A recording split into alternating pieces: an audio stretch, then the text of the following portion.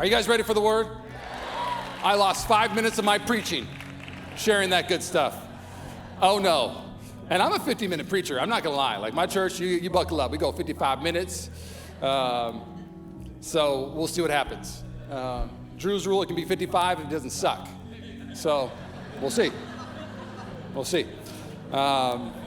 You'll find out afterwards. Here we go. All right, if you have a Bible, let's turn to John 20, verse 30. John 20, verse 30. The title of my message is, let's clear things up. Let's clear things up. A lot of confused people in the world, a lot of confused Christians in the world, and here's why Jesus came to this planet. It says this: Jesus performed many other signs in the presence of his disciples, which are not recorded in this book. But these are written that you may believe. Everybody say believe. That Jesus is the Messiah, the Son of God. So the reason why Jesus performed all these miracles, why he had all these signs, taught all these parables, is so that you would believe what he said who he was. That he is a Savior, that he is good, that he is loving. So the first why he came is so you know who he is. Here's the second why. That Jesus is the Messiah, the Son of God, and that by believing you may have life in his name. So he came so you would know who he is, and then you could have the life you're supposed to have. Now that word life right there in John 20:30, it's not just any word life. There's two Greek words that could be used in that moment. Bio, which just means the quantity of your life. Just bio, so we get biology, the study of life. And there's another Greek word, zoe. It's the quality of life. It's the abundant life. And so I came so you would know who I am. And once you know who I am, then you can actually have a quality life, an abundant life. Not just a marriage, but a quality marriage. Not just friendships, but a quality friendship. God's in the filling business. He likes to fill things up. You don't believe me? Let me prove it to you. In Genesis, when he creates the skies, he doesn't leave them empty. He puts birds. He fills the skies with birds. He forms the ocean. He's the former and the filler. He forms the ocean and then he fills it with fish. He forms man and he fills it with his breath. He forms the temple, fills it with furniture and his presence. I could go on and on. He forms and he fills. And now in this day, he formed a church called Grace City and he fills it. He's forming your life and he wants to fill your life with what I would call a Zoe life, an abundant life. Some of you don't believe that yet. I'm praying at the end of this message that I clear a few things up maybe just for some of you. And you'd walk out of here going, man, God came to show me what could be and should be. God came to show me that I'm not going to settle anymore. Because if you don't know what could be and should be, you settle for what is. Well, it is what it is. It is what it is. Oh, but if you could just say yes to what could be and should be, woo, what could happen? Well, you bow your heads, I'm going to pray. God, I thank you for just a special place. Thank you for the lives that have sacrificed to bring your name to a place that needs it desperately, to a people that need it desperately. And so, God, I thank you for the land of the free. Thank you for Grace City and these people. May my words fall to the floor and your words soar. God, we need you. We need you. Everybody said? I don't know about you, but one of the most frustrating things in life is just being confused about what's going on. Can we agree with this? I don't like it, okay? So last summer, do you guys remember when we got the stimulus from President Biden? So Uncle Biden gave me $2,800. I was like, Jehovah Jireh, okay? And so I get my $2,800 and I do what any stewarding Christian would do. I go buy outdoor furniture with it, okay? We had just bought a house. I need some outdoor furniture. And so I get my $2,800 and I told Rachel Christmas came early this year. And so I just want some Adirondack chairs for our fire pit in our backyard. And so an Adirondack chair is just a little chair. I think I have a picture of it. If you have a picture, show it real quick. This is an Adirondack chair. Maybe you don't have a picture. Never mind. I'm confused. Great message. Hey, all right. This is my favorite chair to relax in outside. I'm 6'4". I want to be able to put my head on a chair. Very few chairs are built for big guys. So I love me a good Adirondack chair. So you can take it off. So I called Ace Hardware. I remember seeing one year, so I called Ace Hardware. I said, hey, do you guys have any Adirondack chairs? And the guy goes, Ada what? I said, Adirondack chairs? I don't know what you're talking about, man. I mean, I was like, okay, do you have like a patio department? Yeah, so transfer me over to patio. And I asked another guy, hey, do you guys have any Adirondack chairs? And he goes, Ada what? And I was like, and then, you know when somebody like starts making you question, you're actually the weird one? And I was like, do you have ergonomic? Maybe they're called ergonomic. I can't remember anymore. And I was like, do you have a manager? And it was like one of those moments like, put daddy on the phone, man, okay? Go get daddy. None of y'all know what's going on. Go get the manager. And so the manager gets on the phone. I said, "Do you guys have any Adirondack chairs?" He goes, "You're about a month early. They come in about a month. So we don't have any. You have to come in a month." I said, "Okay, thanks a lot." Now, I don't want to wait a month, so Rachel and I go to Ashley Furniture, okay? Now, it was only $2,800. You can't go to Restoration Hardware on $2,800, okay? But you can go to Ashley. Come on now. So we walk into Ashley Furniture. First person I see at Ashley Furniture, I ask him, "Hey, do you guys have a patio section?" "Oh, I don't know." Okay. Told Rachel, I was like, "Man, California is going down in so many different ways. Customer service." I was like, if I'm not going to have freedom, I better have good customer service, okay? And so he's standing like, goes, "You don't know if you have a patio section?" And then this guy goes, Mike, I got him. I know where the patio section is. Come follow me." And, shows me the patio section, finds some Adirondack chairs. We buy 4 white ones, put them in the back. It's looking good and looking fresh. I get in the car, though, and I'm just so annoyed. I tell Rachel, what kind of manager hires an employee at a furniture store, puts him at the beginning to greet, and they don't know where stuff is? I was like, I ran Ashley Furniture. This is what I'd do on the first day. I'd have a meeting every day. "Everybody, follow me. I'm going to show you the store. First section, this is called a couch. You sit in it." Okay, couch. Follow me, yes. "This is a recliner. You recline." Okay. And I keep going. "These are beds. People sleep in them. Sleep." Okay. Right here, this is our patio section. It's for the outdoors. This is an Adirondack chair, okay? People love these, especially big guys. Remember patio. Okay. And then the next one would be simply, "Hey, here's all of our just chairs. Any kind of chair people need, we have a chair section." And then the person in the front would know. But I walk in to Ashley Furniture, and the guy has no idea. Now let's take this to our life. Jesus comes on the scene, and everybody's confused on who he is and why they're alive. And he walks with disciples for 3 years and says, hey, this is grace. Oh, walk with me, this is grace. This woman caught in adultery. Oh, people are so confused, they think they're supposed to kill her. No. Grace says forgive, but then grace raises the bar. This is grace. Come on, follow me. Oh, this is peace. Oh, look at this. Hey, you guys are so confused. Peace isn't found in a career. Peace isn't found in people. It's found in me. Here's the peace section of the gospel. Oh, here's fulfillment. Fulfillment isn't found there. Here's the fulfillment part. And so our job as believers and as a church is when people walk into our life, we know right where to point them. Now, the Gospel of John's amazing. John, 21 chapters, the first 11 is the first 3 years of Jesus' life, and he's doing sign after sign, parable after parable, teaching people on who he is and what he wants for their life. And then after John 11, it just turns on a dime, and it's the last few weeks of his life. It's the beginning of his funeral. If you know the story of John 11, it's one of the more famous stories in all the Bible. It's this fascinating story, my favorite miracle of all. It's when Lazarus gets raised. And when Lazarus is raised, the religious people decide to start a committee on how to kill Jesus. I don't know about you, but if somebody's raised from the dead, I'm not starting a committee, I'm baking a cake, okay? But man, religious people don't know how to celebrate. Religious people are grumpy or gloomy. Grumpy because you're not following the rules, and gloomy because they can't follow them either. It's a bad place to live. And so what I want to do is I want us to go through John 11, it's 43 chapters, 22 minutes. Can I have 5 extra minutes?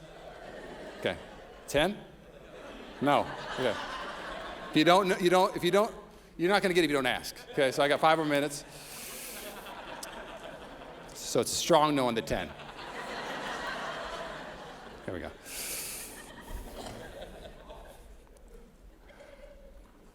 All right, here we go. Debating on again. So Dream About is John 11:1. Let's start it. Here we go. We're going to clear some things up real quick. And I just want to teach from John 11. It is confusion galore. They're confused on why bad things are happening. Are you ever confused why bad things happen to you? We're going to clear that up today. They're confused on why Jesus doesn't rush to the circumstance. He stays a few days. They're confused on what he means by he's the resurrection life. They're just confused everywhere, and he brings clarity to all this confusion. He clears things up. Here it is, John 11:1. Now a man named Lazarus is sick. He was from Bethany, the village of Mary and her sister Martha. This Mary, whose brother Lazarus now lay sick, was the same one who poured perfume on the Lord and wiped his feet with her hair. So the sisters sent word to Jesus, Lord, the one you love is sick. Stop. Let's bring some clarity who these people are. These aren't just any people with somebody sick and about to die. These are Jesus' homies. These are his inner crew. It'd be like who you going to church breakfast with or lunch with after church. That's these people. Hey, Jesus, where are we going 4th of July? Hey, Jesus, where are we going to lunch today? Hey, Jesus, Thanksgiving, we celebrate with you. We're in your inner circle. These are not people in the crowd that know Jesus. These are people for the last 3 years have become his best friends. And one of them is sick. It's confusing.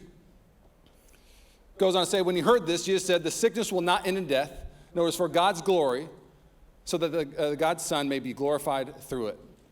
Right here, Jesus brings clarity to the why. He goes, right here, listen to this. This sickness will not end death. No, it is for God's glory, so that God's Son may be glorified through it. I love the Bible, but I don't like it sometimes when it doesn't give me the answer I want. And right here, I don't get the answer I want. Basically, it says, hey, bad things are going to happen, but it's going to be used for God's glory. But we want to hear, if you love God, bad things will never happen. But the reality is that all of us are going to walk into storms, walk into betrayals, walk into seasons we don't want to walk in. But if I could just give you this is real Bible. I'm going to give you a Tyler Johnson quote original. Ready? I can't tell you why all bad things happen, but I can tell you that all bad things that happen to you can be used for God's glory. And we're going to see that. God's going to show us in John 11 right now. You're like, you don't know my story. What happened to me cannot be used for God's glory. Yes, it can. No, you don't understand. You don't understand. No, I don't understand. God understands, and he promises he'll use it for his glory. So that's the first clarity he brings, okay? So let's keep going. Now, Jesus loved Martha and her sister and Lazarus. So when he heard that Lazarus was sick, he sprinted right over there. Right when he heard, he transported because it's Jesus. Boop, boop. No, here's what it says. He stayed there for 2 more days. Now, if this is familiar language, the one you love is sick. So if you told me, let's just use context because I'm here today, hey, your best friend's sick. Andrew's sick, I'm getting on a plane right away.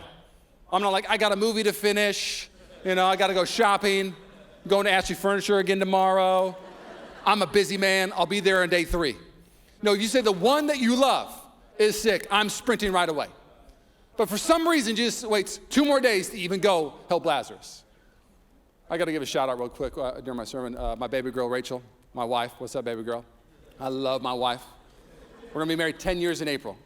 10 years, come on. I always said I'd never give marriage advice until we were married 10 years, so everybody buckle up. I got a lot of advice I've been waiting to share. So Rachel and I have been married almost 10 years. I love her. Oh, I love my wife is the best hang on the planet. I just love hanging out with her. One of my favorite things to do is just watch a movie. Avengers Endgame, just put it on. I just want to sit there and just look at her. We go to Target. I'm like, I just love hanging. I love hanging out with her. She's the best. She's funny. She's hilarious. But my girl ain't on time to nothing. She's late to everything the last 10 years of my life. Oh, the fights we've had. The battles. I mean, sometimes I'm just sitting in the car while I'm just waiting for it. It happened today, to be honest. We were 5 minutes late. I'm trying to do the Lord's work.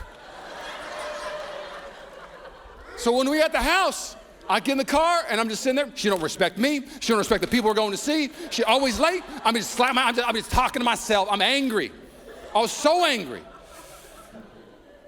So now I tell my wife, hey, if we need to leave at 5, I tell her 4:45. And then she's like, I'm so sorry, we're 15 minutes late. No. I lied to you. And it's the only way we're going to survive in this marriage, okay? But my wife, she got this nature. She's one of those people that thinks time is a theory. Like, what is clock? What is time?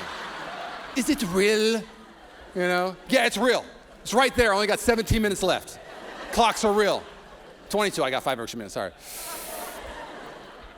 Bible says that we are made in the image of God, men and women. The image of God. And sometimes I think my wife has more the nature of God than I do. Because God loves to be late. I've been pastoring for almost 18 years. You know what I don't hear a lot of testimony? God was early again. Hey, I was so stressed about money and boom, dropped it early. I got 10 grand before I needed the 10 grand. That was crazy. I walked to the doctor's office and while I was walking in, healed before I even talked to him. Early again. God's nature, early. You won't find it. Over and over again, I hear from people, why? Why so long? What's going on in my life? I see Christians sitting there going, come on, God. Come on and move. Just angry, just hitting themselves. Come on, Lord, why haven't you done something in my life yet? can I give you some God advice and marriage advice? Just settle in. I get in the car now, put on some worship music, and I just wait for my wife now. She's giving me the gift of time, the gift of quiet time with my Lord, the gift of reading a couple more Bible verses than I could in that day. What I saw as a curse is really a gift. But if I could just submit this to you, oh, so many of you are fighting for God to rush. Maybe it's time for you to surrender to his clock and not have him rush your clock. Come on. I wrote this little quote: joy isn't found when God says yes to your plans. Joy is found when you say yes to his plans.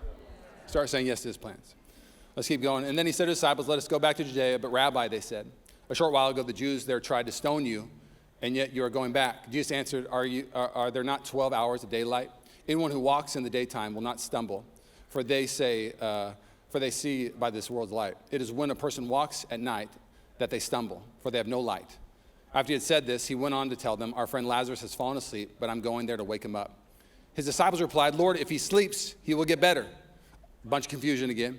He had been speaking of his death, but his disciples thought he meant natural sleep. So there he told them plainly, Lazarus is dead, and for your sake, I'm glad I was not there, so that you may believe, but let us go to him. Stop. Jesus brings clarity on his love. So a lot of us, we try to find proof in how God loves us in our circumstance. But he says, I'm glad I wasn't there. I'm glad I didn't do this as I'm not a circumstantial God. I'm glad I didn't say yes to your circumstance. And if I could just say another little statement to you, you'll never see God's love in your circumstance. You always see his love in the cross. And I would submit to you actually that you'll actually see how much you love God in your circumstance instead. I wrote this down. Your circumstance doesn't reveal how much God loves you. It reveals how much you love God. Because when you are going through a valley and you bounce on God, you reveal you are a user of God, not a lover of God. You are no longer useful to me. I'm in a valley. I do not want you. But when you are a lover of God, it don't matter what circumstance you are in, you are going to say yes to God, yes to the fires, yes to the valleys, yes to the storms, because here's what you know. They're going to be used for God's glories, and he's going to bring you another peak. So there's three ways that God refines us. And really God's trying to refine in this moment. Let me bring clarity to some refining. So there's the refiner in the Bible. He talks about an attribute of God, the vine dresser, and then the father. Those three ways that he shapes his kids. So the vine dresser is very simple. I'm in Napa country. And so I remember the first time I saw a vine dresser just cutting down a vineyard. I wanted to stop him. I was like, stop cutting my beautiful vine. I love cab, and you're killing the cab. I need that Pinot Noir. Knock it off, man. And so I'm watching him cut it all the way down to a nub. And here's what I find out. He says to me, if I don't cut it down the nub, I will kill it. And a lot of you feel like, God, I feel like you cut me down to the nub. If he didn't cut you down to the nub, you would have died. Because the gospel is not only what he adds to your life, but what he takes from your life. I need to cut some things down so I can build you back up. When you're down to nothing, come on, God's up to something. And so he's a vine dresser. So that's one of the ways he shapes. Another way he shapes is he's a refiner. And this is my least favorite one. I don't like it at all. Because a refiner is basically this. We get put in the fire, and the fire starts to melt away all the bad things in our life, just like when gold goes in a fire, the impurities come up and get striped out, and then it comes out looking beautiful. And the reason why I don't like it is sometimes I just lose trust because, let's use food as an example. You put steak in a fire, and if you take it out too early, it's raw steak. If you leave it in too long, you literally burnt it to death. The reality is you need to know something about God. He is the perfect cook. He cooks a steak perfectly. He knows how to leave it in at the right time, knows when to take it out at the right time. So this Lazarus thing, they're thinking like, this is going to be too late. You're leaving these people in the fire way too long. God's like, no, I'm perfecting what I need to perfect. And so they're confused on what's going on, God. And God's simply saying, hey, watch me do something perfect. If I rush, I do it worldly. If I don't come at all, I do it worldly. But if I come my way, I do it perfectly. God's doing something perfectly in your life, and that's hard for you to understand. So let's keep going. Then Thomas, also known as Didymus, I love that. He's like, just call me Thomas, okay? No Didymus, thank you very much. Said to the rest of the disciples, let us also go, that they may die with him. On his arrival, Jesus found that Lazarus had already been in the tomb for 4 days. There was a legend that the spirit hovered over the body for 3 days during this time, and so Jesus came on the 4th day. Jesus did not want to answer during their superstition. Can I submit to you, maybe God hasn't answered you yet because he don't answer through your superstitious ways? So I'm not coming on your 3-day little superstition that God only has 3 days to do this. And if he comes on the 4th day, well, our superstition says the Spirit's gone, you can't save anybody more. Jesus comes past the superstition timeline. Now, Bethany was less than 2 miles from Jerusalem, and many Jews had come to Martha and Mary to comfort them in the loss of their brother. When Martha heard that Jesus was coming, she went out to meet him, but Mary stayed at home. Lord, Martha said to Jesus, if you had been here, my brother would have died, but I know that even now God will give you whatever you ask. Jesus said to her, your brother will rise again. Martha answered, I know he will rise again in the resurrection at the last day. Jesus said to her, I'm the resurrection and the life. The one who believes in me will live even though they die. And whoever lives by believing in me will never die. Do you believe this? Woo, just has a, so Martha is going through it. Her brother is dying. He's going to be dead. He's dead. And he says, do you believe me, Martha? I'm the resurrection life. He gives her a sermon, basically. He gives her a truth. He gives her straight truth. Let's keep reading. Yes, Lord, she replied, I believe that you are the Messiah, the Son of God, who is coming to the world. After she had said this, she went back and called her sister Mary aside. The teacher is here, she said, and is asking for you. When Mary heard this, she got up quickly and went to him. Now Jesus had not yet entered the village, but was still at the place where Martha had met him. When the Jews who had been with Mary in the house comforted her noticed how quickly she got up and went out, they followed her, supposing she was going to the tomb to mourn there. When Mary reached that place where Jesus was and saw him, she fell at his feet, and she said, Lord, if you had been here, my brother would have not have died. When Jesus saw her weeping, and the Jews who had come along with her also weeping, he was deeply moved in the spirit and troubled. Where have you laid him, he asked. Come, Lord, and see, they replied. Jesus wept. Stop. Jesus brings clarity on how to minister to a broken world. So, 2 same statements. If you would have been here, Jesus, and to Martha, hey, I am the resurrection and the life. Mary, if you would have been here, Jesus, tears. To one, he gives truth. To the other, he gives tears in the same exact circumstance. Can I just tell you real quick? A ministry with only truth is no ministry of Jesus at all.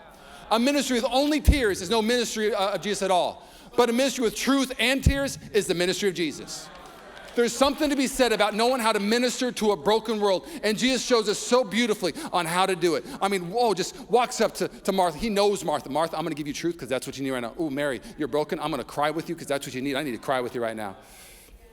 About a year ago, I went through my worst health thing in my life. I woke up one night, spitting up acid, and my throat was on fire. Hurt to talk. Called my doctor, and I have no idea what it is. Called one of my buddies who was a doctor, and you always get worst case diagnosis. Whoa. You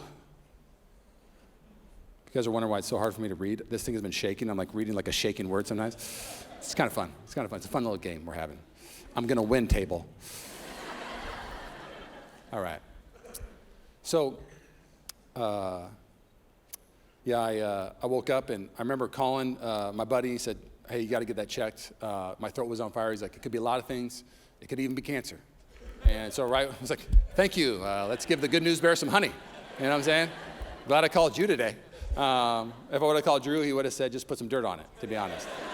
You'll be fine. And so I call the first doctor's office to get a camera down my esophagus, check out what's going on. And first place I call, I go, hey, I can't really eat it all. I can't really talk. My throat's on fire. It's the most pain I've ever been in. Can I set an appointment so they can check out what's going down with my esophagus? And they're all like, hold on a second, let me check. We're pretty busy. She comes back. She's like, yeah, we can get you on March 15th. And I was like, it's December. Like that, I can barely eat. I can't even swallow food. It hurts so bad, and the food's getting caught. Like, I need to see him. Let me check with him. Yeah, it's going to be March 15th. Sorry, we're super busy. All righty, thank you. Have a great day. Click. Call another doctor. They find a way to squeeze me in. Somebody cancel. I get in 7 days later. And so the first doctor blows me off. The second doctor sees me, and I go and have my, go under. They put me to sleep. They go in. They check everything out. And on my reading, I had what you call a hydrohorrhea. Basically, your stomach's in the wrong spot of where it should be. So like you'll have heartburn a lot because of it. So part of my stomach's too high. I have this thing called EOE. It's autoimmune for your esophagus. Bunch of cool things on the sheet. It was awesome. But I didn't know what they were. And I'm scared. I'm like, am I going to be able, I preach for a part of what I do in my life, and so am I going to be able to talk ever again? And so I said, can I talk to the doctor? He's really busy. But I need to talk to him. I don't know, like, is it gonna be fixed? And, they gave me some medicine, like, take the medicine and you should be good in a few months. But I was like, but what about all these things? Like, what do they mean? And they're like, he's got another person, he'll talk to you a little bit. Like, basically just blew me off. So I see my third doctor. And my third doctor, I've got all my questions ready because I've been blown off by doctor after doctor. And if I could be honest, this is the most dark season of my life. It's my storm. People in here, I know you've had bigger storms, but it's the most depressed I've ever been. I even used this statement with my wife. She hates that I use it, but I was like, I'm okay if God takes me home now. I want a perfect body. And she's like, that's so morbid. You're going to be fine. I was like, I'm just letting you know, like, I don't like that my body's broken right now, And so I get on a Zoom call, and the third doctor, I've got my questions because I want to know, just tell me what to do and I'll do it. If I have to do water only and some mashed potatoes for the rest of my life to fix it, I'll do it. Just tell me what I need to do to fix my throat. And so I got my questions ready, and we get on the call, and Dr. Lodwick starts, and he goes, hey, Tyler. I go, hey, Dr. Lodwick. He goes, tell me your story. Like, my story? Yeah, tell me your story. Well, I grew up in Puyallup, Washington. I was like, where do I start, right? And he's so patient. I was like, I woke up one night, and I started spitting acid, and it hurts to breathe. Every breath that I breathe, I feel pure pain. And I don't know how to fix it, and it's tormenting me, and I've gotten really depressed over it. And he looks at me, and he goes, Tyler, people rest when they breathe. You got a hard day, you just sit and you breathe, and that's where you find peace, and you haven't been able to find peace. He goes, people rest when they have a meal, and you can't even have a meal. This must have been such a hard season for you, Tyler. And I was like, it has been, Dr. Lodwick. You see me. I lost it. I started weeping. I mean, he is ministering to my soul at this moment. He's telling me how I feel. He is diagnosing where I'm at. He's saying, we're going to go on a journey together, and we're going to get this thing better, and we're going to heal it. And I literally get off this call, and I tell Rich, like, I think Jesus is Dr. Lodwick. Jesus works in Walnut Creek. And I literally came to this place, like, if Jesus was a doctor, he would have been Dr. Lodwick. And if I could just submit this to you, the reason why Jesus could minister so well, of course, let me give the obvious answer. God's given us the ace up the sleeve, the discernment of the Holy Spirit. The Holy Spirit leads us. But the other part that you'll see throughout ministry is that Jesus knew these people. We try to minister to people, we don't know their story. We come to somebody and they're so broken and we're like, get on your feet. Jesus gave you more than enough tools to live your life. You should have an abundant life, get on up. I don't even know their story. I maybe should just weep for them for an hour. Maybe weep with them for months because they've been betrayed. And then other people, we want to give them tears, but they've been crying for the last 10 years. And it's time to get up. You've had your tears, but it's time to now get on your feet because Jesus has a new chapter for you. There's something about knowing somebody's story. Dr. Lodwick could speak to my story because he knew my story. He spoke to my pain because he knew my pain. He spoke to my weakness and he spoke to my promise because he talked to me and heard me cry. We don't know how to minister to a broken world because we don't want to listen to a broken world. Jesus knows how to minister to a broken world because he's always listening and he's always ready to have a conversation.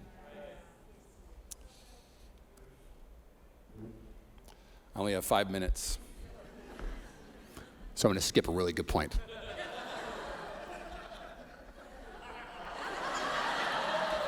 I'm kidding. Sorry, Lord. Forgive us. We have to go eat breakfast. I'm kidding. Okay, here we go. Jesus brings clarity with who, sorry. And scene. Okay, here we go. John 11:38. Jesus once more, deeply moved. Everybody say deeply moved. Came to the tomb. It was a cave with a stone laid across the entrance. Take away the stone, he said. I'm going to invite the keys to come up. Jesus brings clarity to who he's angry with. Sometimes to know what Jesus loves, you need to know what he hates. And so it says deeply moved at this moment. Now Jesus has walked up to the tomb. One of his best friends is dead in the tomb. And the translation, NIV, does not give it any justice. It says he's deeply moved. What does that mean? Do you think the author John is saying that he saw Jesus, he was like this? Oh, he looks deeply moved. Look how sad he is. No, the Greek word there is he was snarling and roaring at the grave. One of the scholars says it's so obvious. You look at the Greek words, it literally says to snarl or roar like a lion would at its enemy. So let's just picture this real quick. Jesus is weeping, and he's angry at death stealing things from his kids. And so he's going, ah! Ah! He's literally screaming at death. If you've ever been hurt before, if you've ever been betrayed before, if you've ever felt huge pain before, do you think Jesus sits on his throne apathetic to it and just goes, that's too bad? No, the Bible shows he's, the things that hurt my kids make me snarl at the things that steal. And now on the scene right now, you need to know something. Death is the biggest bully. It has not been defeated yet. Death is the thing that has this sting on our life. It has the final say. It is the period right now. It is not a comma. And so one scholar says you got to understand the beautiful picture that God is showing us in this story. That he's saying to Lazarus, I'm going to come save you. But death is saying, if you touch Lazarus, I get to touch you. That if you end his funeral, I get to begin your funeral. That if you take the grave clothes off of him, I get to put the grave clothes on you. And so you see this, if I could just show you in the spiritual, it says that we fight against principalities, not against flesh and blood. Jesus at this moment is not snarling at Lazarus. He's not mad at Lazarus. You should have stayed alive, Lazarus. Rah! He's not yelling at you. You should have never got addicted to something. Rah! He's yelling at the thing that is stealing from you. He is snarling at the thing that is causing death in your life.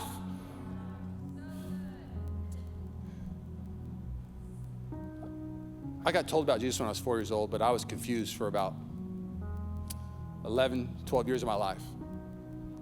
I used to think God was this legalistic, angry God that wanted me to follow a bunch of rules. And if I didn't follow the rules, he would punish me. If I did follow the rules, he'd give me everything I wanted. And it was just this hard season of life. And then I started reading the Bible.